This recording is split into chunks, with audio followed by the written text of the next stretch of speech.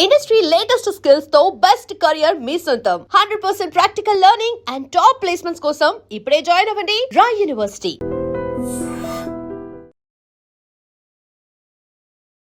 నమస్తే, welcome to I dream. నేను వలి. America అధ్యక్షుడు డొనాల్డ్ ట్రంప్ 2 రోజుల చైనా పర్యటనలో కొన్ని ప్రధానమైనటువంటి ప్రశ్నలు తలెత్తాయి. డొనాల్డ్ ట్రంప్ ఉండగానే జిన్పింగ్ హెచ్చరిక చేసినట్టుగా వార్తలు మనం చూస్తూ ఉన్నాం. తైవాన్ విషయంలో జోక్యం చేసుకోవద్దు, తైవాన్కి ఎలాంటి సైనిక సహకారం అందించొద్దని చెప్పి సున్నితంగా హెచ్చరికలు పంపించాడు. దీని మీద చర్చ జరుగుతోంది. సో ఈ 2 రోజుల పర్యటనకు సంబంధించిన పూర్తి వివరాలు మనం తెలుసుకునే ప్రయత్నం చేద్దాం. ప్రస్తుతం నాతో పాటు స్టూడియోలో ఉన్నారు డాక్టర్ రమేష్ కనిగట్టి గారు, national security studies government of India chairman ఆయన. అలాగే రమేష్ కనిగట్టి గారు అంతర్జాతీయ రాజకీయ వ్యవహారాల నిపుణులు కూడా. ఈ వీడియో మీద మనం తప్పకుండా మాట్లాడాలని చెప్పి వారిని అడిగాను. వెంటనే ఆయన స్టూడియోకి వచ్చారు. మాట్లాడదాం. సార్ నమస్కారం. నమస్తే వలి గారు. రమేష్ కనిగట్టి గారు, అసలు తైవాన్ గురించి చైనా చాలా సీరియస్గా ఉంది. ట్రంప్ను కూడా లెక్క చేసే పరిస్థితి లేదు. మీరు సైనిక సహకారం అందిస్తే దానికి తగిన మూల్యం చెల్లించుకుంటారు, దయచేసి మన మధ్య స్నేహం కొనసాగాలంటే ఈ విషయంలో మీరు జోక్యం వద్దని చెప్పి చాలా సీరియస్గా నేను చెప్పినట్టుగా తెలుస్తుంది. అసలు ఏంటి సార్, తైవాన్కి చైనాకి ఉన్నటువంటి ఆ సంబంధాలు ఏంటి? ఎందుకు అమెరికా ఇందులో జోక్యం చేసుకుంటుంది? ఏమంటారు? వలి గారు, ముఖ్యంగా ఐ డ్రీమ్స్కి నన్ను పిలిచినందుకు మీకు చాలా ధన్యవాదాలు. ప్రపంచ రాజకీయ, ఆర్థిక, సాంఘిక, సాంక్షేమిక, ముఖ్యంగా రక్షణపరమైన, భద్రతాపరమైన అంశాలు మన తెలుగు ప్రజలకి అందించడంలో ఐ డ్రీమ్ చాలా మంచి పాత్ర పోషిస్తుంది. దానికి ముందలుగా మీకు శుభాభినందనలు. Number 1. Number 2, American president Donald Trump 2 రోజుల పర్యటన నిమిత్తము చైనా వెళతాము. చైనాలో బీజింగ్లో గ్రేట్ హాల్ ఆఫ్ చైనా, అంటే ఆ కమ్యూనిస్టు కంచుకోట చైనా, ఆ గ్రేట్ హాల్లో కూర్చొని మాట్లాడతాము. అమెరికన్ ప్రెసిడెంట్ డొనాల్డ్ ట్రంప్తో పాటు American secretary of state, defence secretary R war secretary, ఆయనతో పాటుగా ఎన్విడియా సిఇఓ ఎలాన్ మస్క్, దాంతోపాటుగా టిమ్ కుక్ యాపిల్ సిఇఓ, ఇలా ఒక 12 నుంచి 14 కంపెనీల సిఇఓల్ని తీసుకొని అమెరికన్ ప్రెసిడెంటు బిజినెస్ డెలిగేషన్తో పాటు, మిలిటరీ చీఫ్తో పాటు, ఫారెన్ అఫైర్స్ మినిస్టర్ అంటే సెక్రటరీ ఆఫ్ స్టేట్ మార్క్ రూబియోతో పాటు వీళ్ళంతా బీజింగ్ చైనా పర్యటనకు వెళ్ళారు. ఎటువంటి నేపథ్యంలో వెళ్ళారు? ఒక పక్కన ఇరాన్తో 76 రోజుల నుంచి అమెరికా, ఇరాన్ యుద్ధం జరుగుతుంది. ఇలాంటి పరిస్థితుల్లో American president Donald Trump China పర్యటనకి వెళ్తాం అనుకున్న ఉద్దేశం ఏంటి ఇలాంటి పరిస్థితుల్లో? 2, స్ట్రైట్ ఆఫ్ హర్ముజ్ దగ్గర అమెరికా బ్లాకేడ్ చేసింది ఇరాన్ యొక్క నౌకల్ని బయటికి రాకుండా. అట్ ద సేమ్ టైం ఇరాన్కి సంబంధించి కూడా అమెరికాతో కానీ వేరే దేశాలతో కానీ వ్యాపారం చేయకుండా స్ట్రైట్ ఆఫ్ హర్ముజ్ దగ్గర చాలా ఇబ్బందులు, తద్వారా కొన్ని వందల షిప్పులు స్ట్రైట్ ఆఫ్ హర్ముజ్ జలసంధి నుంచి బయటికి రావాల్సినవి కూడా ఆగిపోవటము. ఈ నేపథ్యంలో మీరు అడిగిన ప్రశ్న, తైవాన్కి చైనాకి మధ్య ఎటువంటి సంబంధం ఉంది? అసలు తైవాన్ ఎక్కడుంది, చైనా ఎక్కడుంది?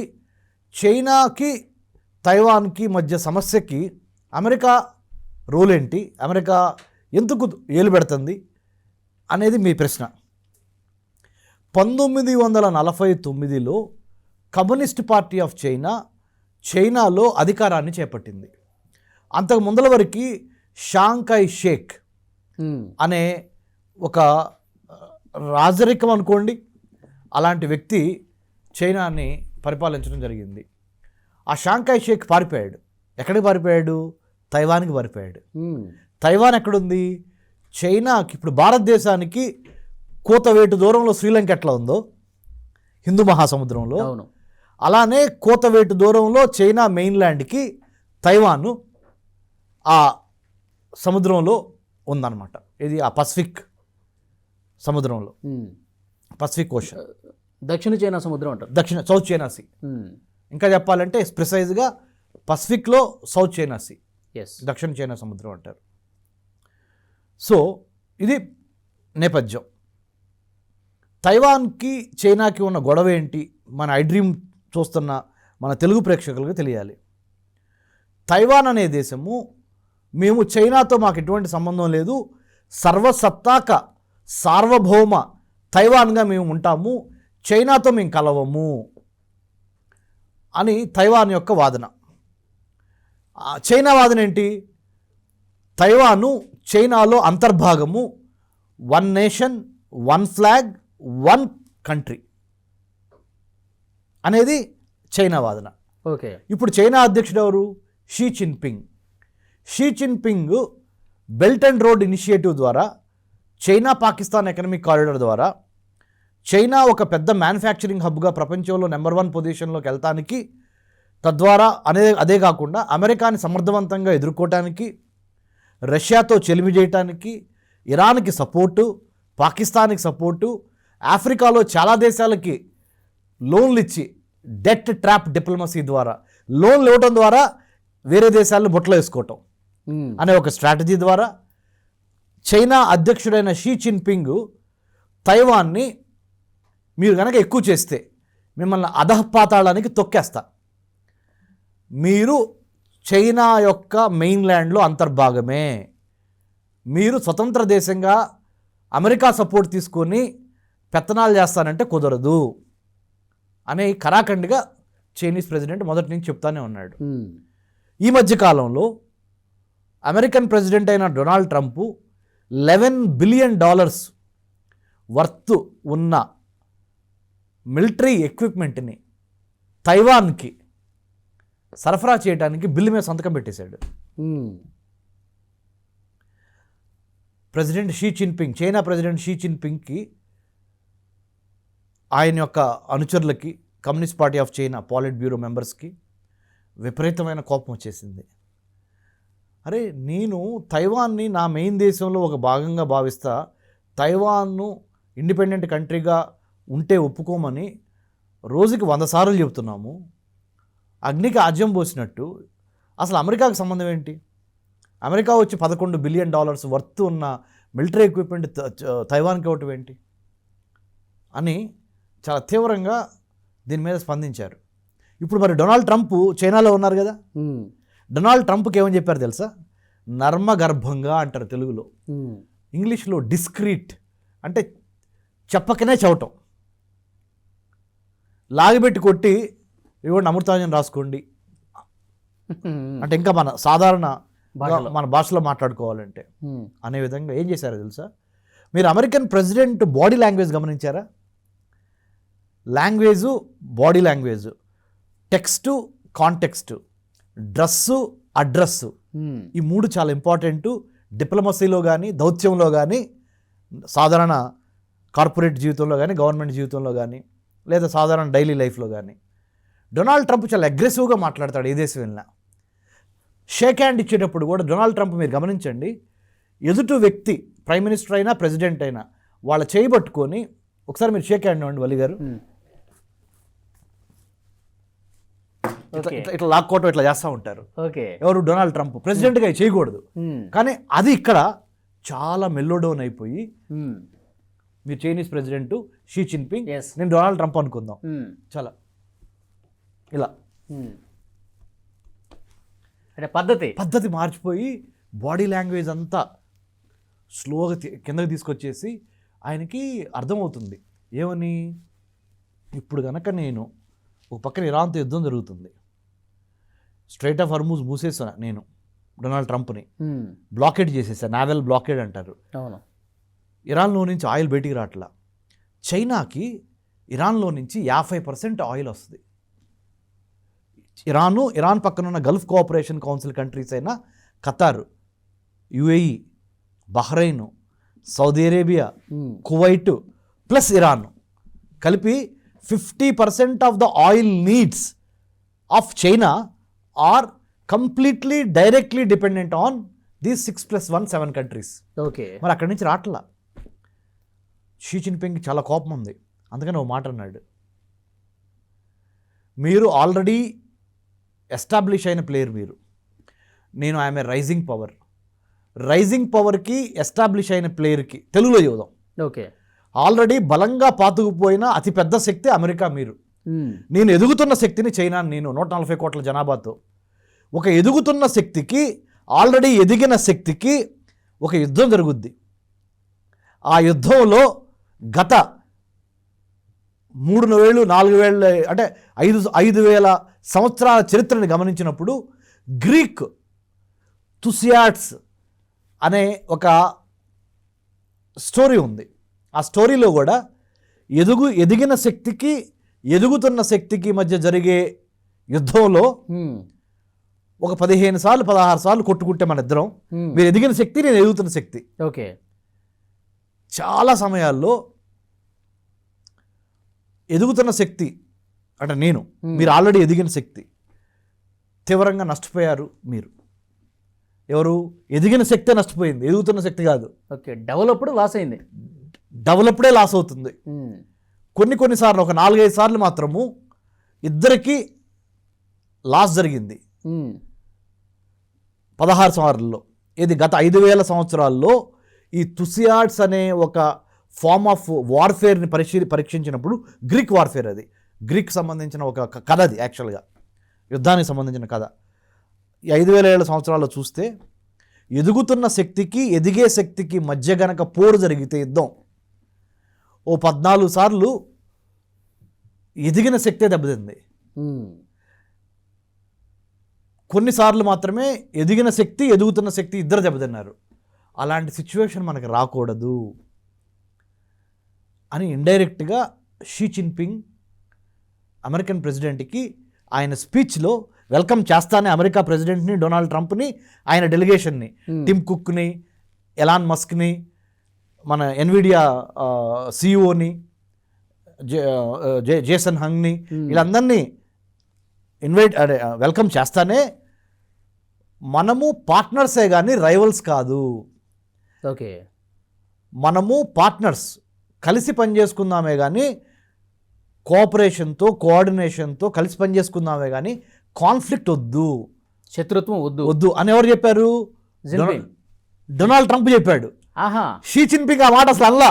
ఓకే. నేను రైవల్ అని కానీ ఫ్రెండ్ అనే మాట షీ జిన్పింగ్ అసలు వాళ్ళ. ట్రంపే అన్నాడు.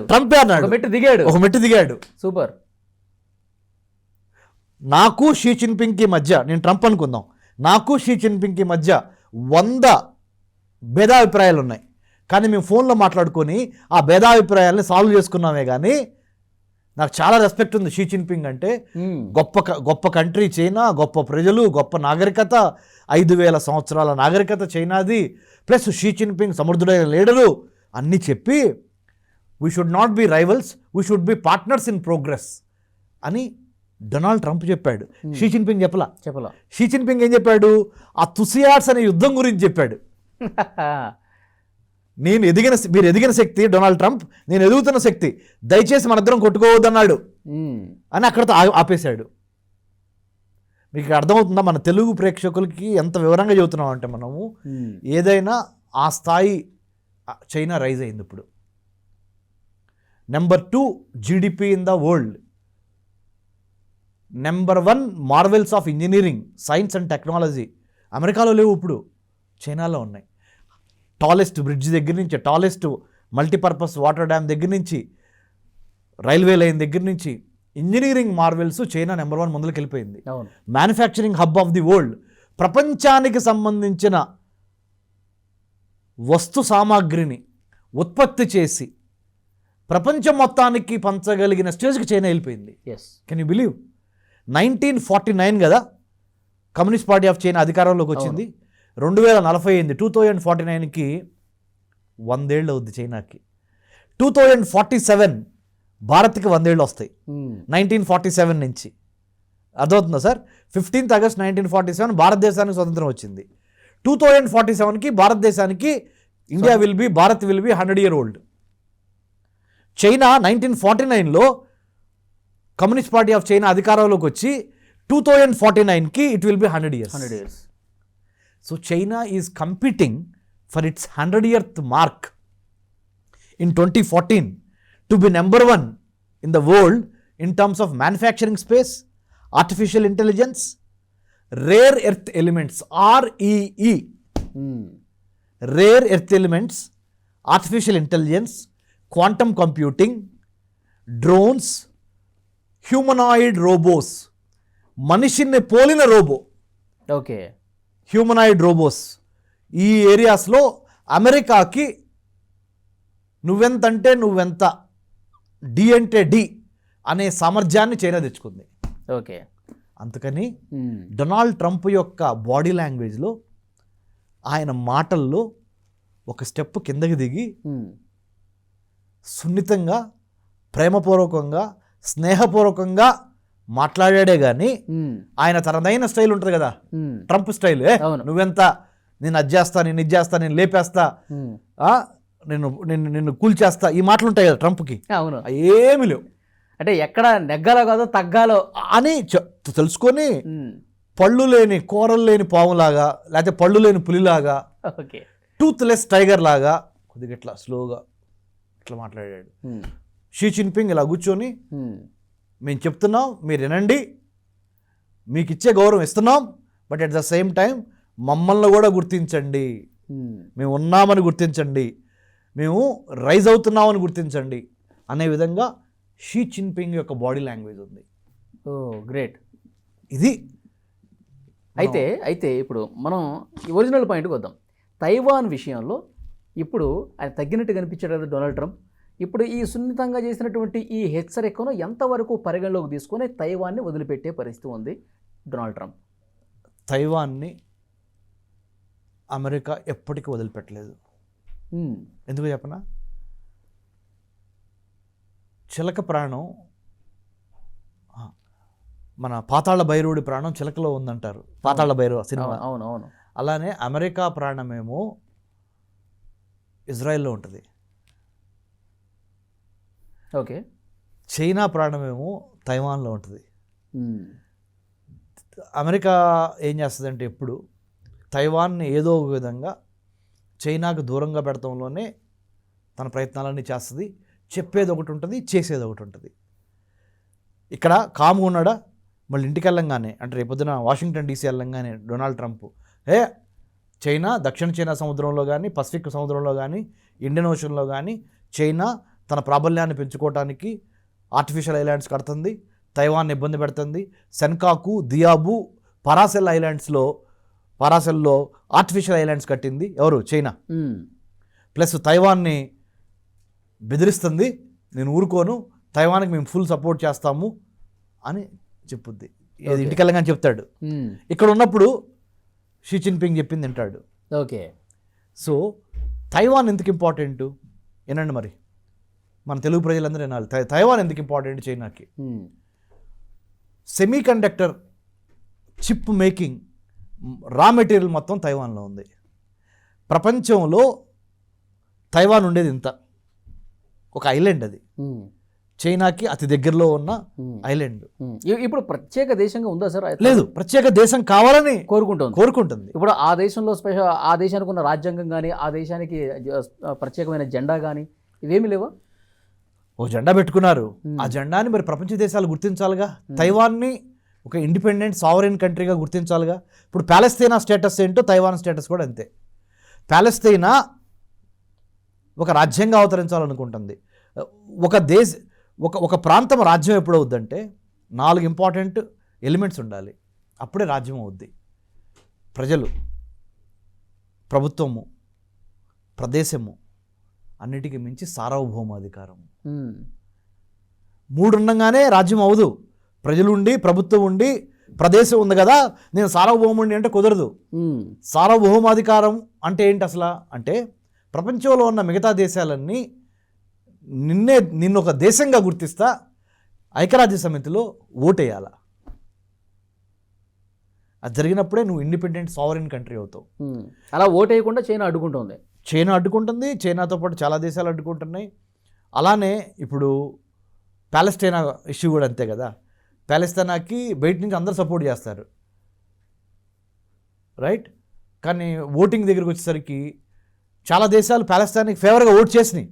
ప్యాలెస్తీనాని ఒక సార్వభౌమాధికార దేశంగా గుర్తిస్తా, కానీ అమెరికాకున్న వీటో పవర్ ద్వారా దాన్ని స్మాష్ చేసి అది పూర్తిగా దాన్ని గెలవనివ్వట్ల. ఇట్లా తైవాన్ విషయంలో కూడా rare earth material elements, semi conductors Taiwan దగ్గర ఉండటం మూలాన అందుకని అమెరికాకి తైవాన్ మీద ప్రేమ లేదు. అమెరికాకి తైవాన్ మీద ఉన్న ఇంట్రెస్ట్ అంతా ఆర్థిక ఇంట్రెస్టే. అమెరికన్ ఇండస్ట్రీ నడవాలంటే, కంప్యూటర్స్ నడవాలంటే, కార్లు నడవాలంటే, అమెరికాలో ఉన్న మిలిటరీ ఎక్విప్మెంట్ జరగాలి అంటే తైవాన్లో ఉన్న rare earth elements, semiconductor, మ్యానుఫ్యాక్చరింగ్కి సంబంధించిన రా ప్రొడక్ట్స్, ముడి పదార్థాలు, ఖనిజాలు దేవుడు ఏం చేశాడు? తైవాన్కి ఇచ్చాడు. వాటి మీద ప్రేమతో అమెరికా తైవాన్ని చైనాకి వ్యతిరేకంగా సపోర్ట్ చేస్తున్నట్టు కనపడుతుంది, సపోర్ట్ చేస్తుంది. అర్థమైందా సార్? ఈ rare earth elements, semi conductor సంబంధించిన రా మెటీరియల్స్ తైవాన్లో ఎప్పుడైపోతాయో అప్పుడు తైవాన్ మీద ప్రేమ పోద్ది అమెరికాకి. రైట్? ఓకే. మరి చైనా ప్రాణం ఎక్కడుంది?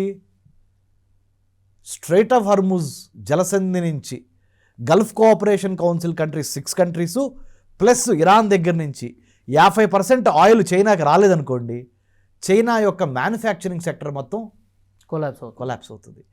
చైనాని కొట్టాలి అంటే ఆయిల్ అనే విషయం మీద అమెరికా చైనాకి వ్యతిరేకంగా ఆయిల్ని తొక్కాలి. ఆయిల్ ఎవరి దగ్గర ఉందయా అంటే ఈ 7 దేశాల దగ్గర ఉంది. మరి అమెరికాను తొక్కాలంటే ఈ rare earth elements, semi conductor chips, other rare earth materials ఎవరి దగ్గర ఉన్నాయి? తైవాన్ దగ్గర ఉన్నాయి, తర్వాత జపాన్ దగ్గర ఉన్నాయి, తర్వాత సౌత్ కొరియా దగ్గర ఉన్నాయి, చైనా దగ్గర కూడా ఉన్నాయి. ఈ 4 దేశాల్లో ప్రపంచం మొత్తానికి సంబంధించిన అతి కీలకమైన విలువైన రేర్ ఎర్త్ ఎలిమెంట్స్ ఎక్కడ ఉన్నాయి తెలుపా? తైవాన్, చైనా, దక్షిణ కొరియా,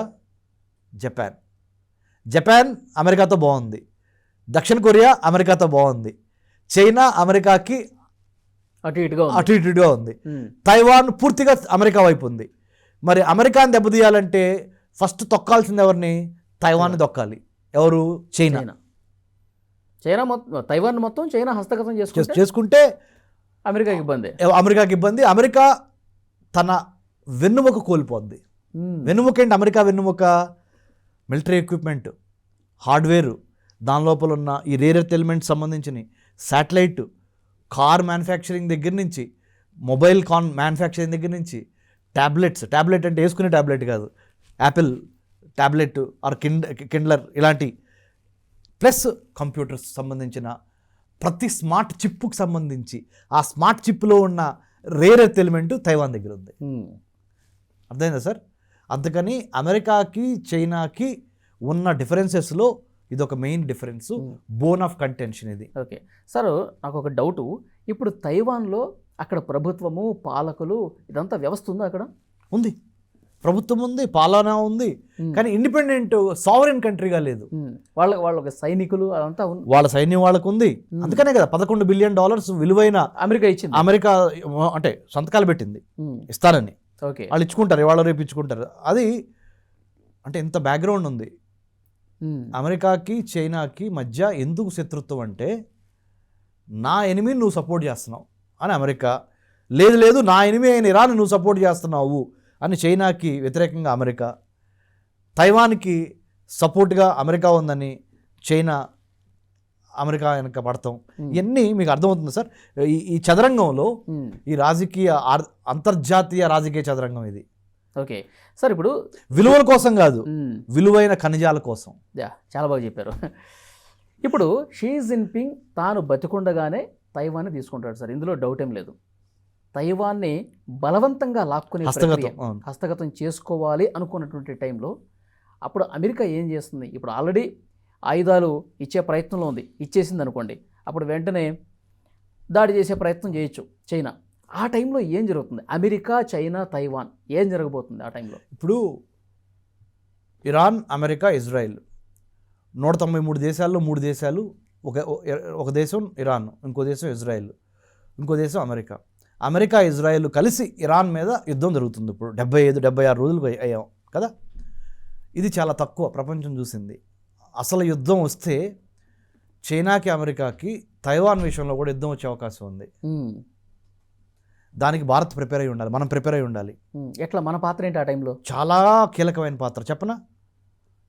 ఐ డ్రీమ్ చూస్తున్న మన తెలుగు ప్రజలందరికీ చెప్తున్నా, హిందూ మహాసముద్రంలో, ఇండియన్ ఓషన్లో 3 కీలకమైన చోక్ పాయింట్స్ ఉన్నాయి, నావల్ చోక్ పాయింట్స్, జలసందులు.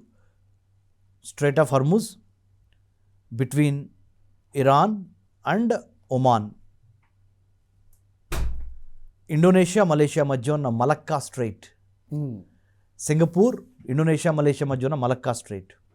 ఇంకొకటి బాబెల్ మందేబ్, యెమెన్కి ఇటు జిబూతికి మధ్య ఆ ఎర్ర సముద్రం నుంచి వచ్చే షిప్పులన్నీ, రెడ్ సీ నుంచి వచ్చేవన్నీ ఇటు వస్తాయి. ఈ 3 ఎక్కడున్నాయి తెలుసా సార్? 3వ అతిపెద్ద మహాసముద్రం అయిన హిందూ మహాసముద్రంలో ఉన్నాయి, ఇండియన్ ఓషన్లో. ఇండియన్ ఓషన్లో ఉన్న కంట్రీస్ 23, ఇండియన్ ఓషన్లో ఉన్న కంట్రీసు, ఇండియన్ ఓషన్ రిమ్ అసోసియేషన్లో ఉన్న కంట్రీసు, ఇండియన్ ఓషన్ రిమ్ అసోసియేషన్లో ఉన్న కంట్రీస్ 23, ఇండియన్ ఓషన్ ఇంకా పరివాహ ప్రాంతం కొద్ది పెంచితే ఒక 50 దేశాల దాకా ఉంటాయి. ఈ దేశాలన్నిటికి సంబంధించిన అతి కీలకమైన వస్తు రవాణా షిప్పుల ద్వారా జరుగుద్ది. ఆ షిప్పులు ఈ 3 జలసందుల ద్వారా బయటకు వెళ్తాయి. ఒకటి స్ట్రైట్ ఆఫ్ హర్ముజ్, ఇంకోటి బాబెల్ మందేబ్, ఇంకోటి మలక్కా స్ట్రైట్.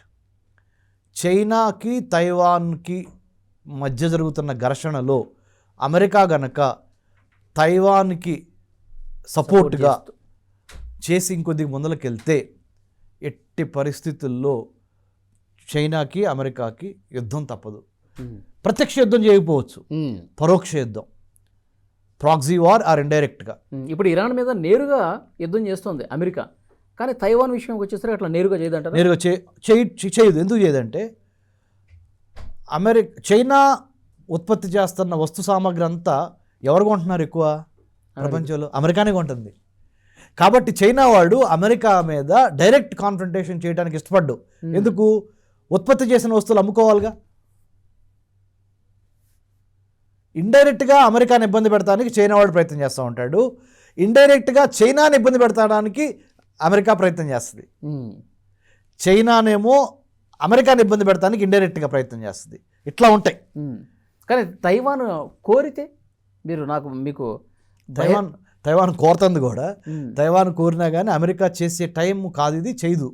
ఎందుకంటే చేయటం మూలాన అమెరికాకి నష్టం ఎక్కువ ఉంది, ఆర్థిక నష్టం. చైనాకి భయపడి కాదు అమెరికా ఆగుతుంది, తైవాన్ సపోర్ట్ చేస్తాం అనే విషయంలో చైనాకి భయపడి అమెరికా వెనక తగ్గట్లా.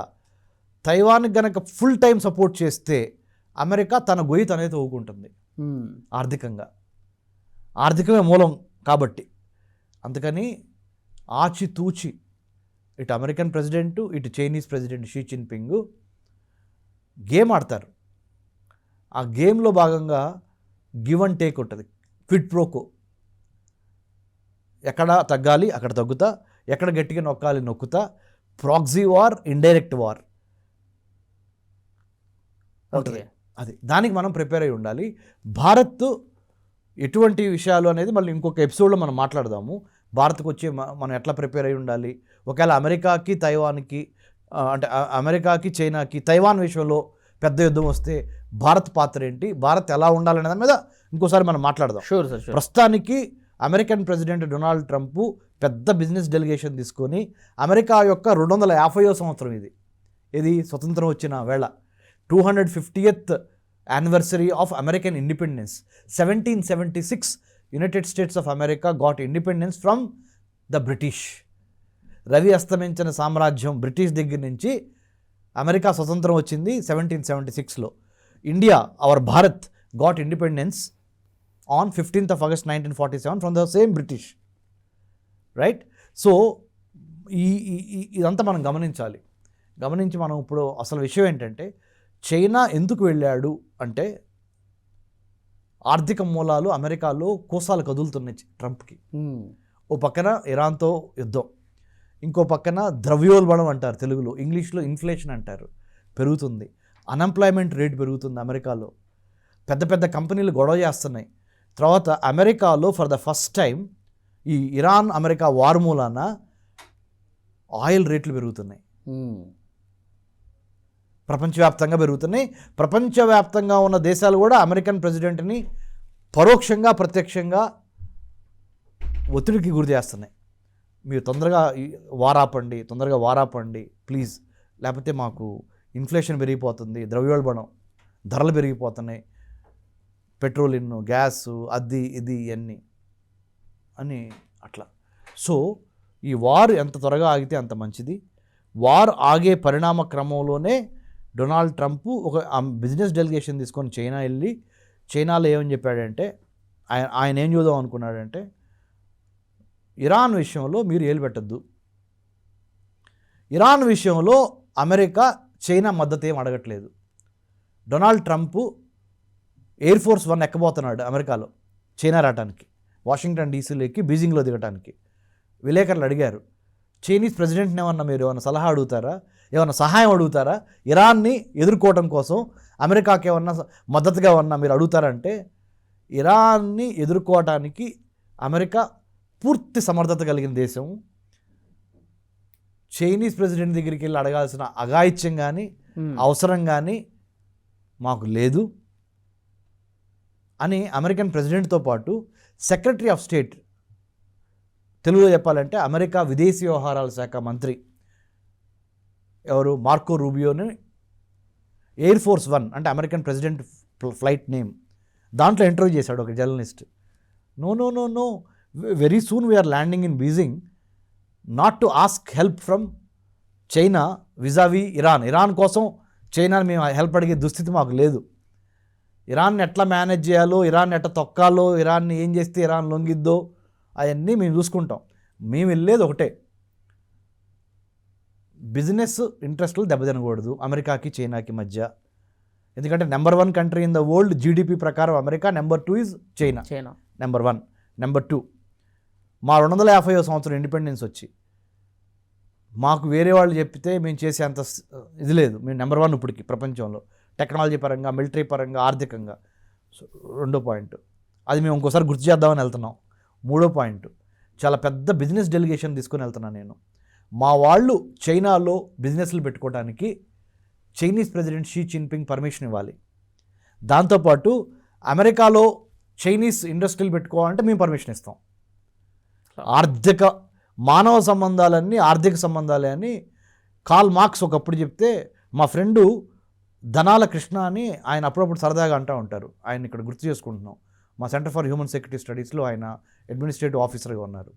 ఇంకొక ఇంపార్టెంట్ సీనియర్ రీసెర్చ్ అసోసియేట్ ఎం కృష్ణ గారు అని, మధుపల్లి కృష్ణ గారు, ఆయన కూడా దానికి సమ్మతిస్తాడు. ఏమని, మానవ సంబంధాలన్నీ ఆర్థిక సంబంధాలే 21st సెంచరీలో, మరి ముఖ్యంగా 21వ శతాబ్దంలో అని వాళ్ళిద్దరు చెప్పున్నారు.